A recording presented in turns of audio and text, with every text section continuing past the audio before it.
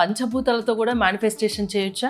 So పంచభూతాలతో ఎలా manifest చేయాలంటే లాస్ట్ వరకు ఉండాలండి. చాలామంది వ్యూవర్స్ ఏంటంటే తెలుస్తలేదు మన సబ్జెక్టు, ఎందుకంటే వాళ్ళ సబ్జెక్ట్ డెప్త్కి వెళ్ళలేకపోతున్నారు, దానివల్ల నెగిటివ్గా అనుకుంటున్నారు. ఇప్పుడు ఒక విషయం, ఇప్పుడు పంచభూతాలతో మేనిఫెస్టేషన్ చేయాలంటే ఈ వీడియో కంప్లీట్ గా చూస్తే అర్థమవుతుంది, మళ్ళీ స్కిప్ చేస్తే వాళ్ళు మిస్ అయిపోతారండి. ఎందుకంటే పంచభూతాలు చూసినట్టే, పంచభూతాలు అంటే ఏంటి మేడం?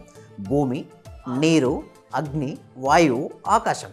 సో ఎలా మేనిఫెస్ట్ చేయాలంటే చూడండి మేడం, నేచర్ మేడం. ఇప్పుడు లా ఆఫ్ అట్రాక్షన్లో యూనివర్స్ అంటారు మేడం. యూనివర్స్ అంటే ఏంటి?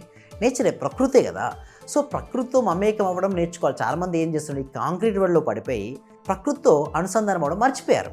సో దానివల్లే డిప్రెషన్. ఇప్పుడు మీరు చూస్తే పూర్వకాలంలో ఎవరికైనా డిప్రెషన్ ఉందా మేడం?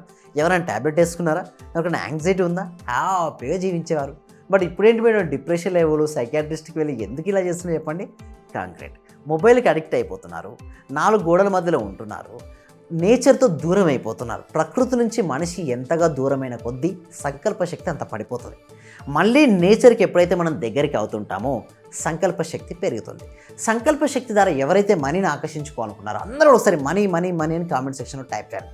సో సంకల్ప శక్తి ఎలా పెరుగుతుందంటే పంచభూతాలతో మమేకం అయిపోవాలి.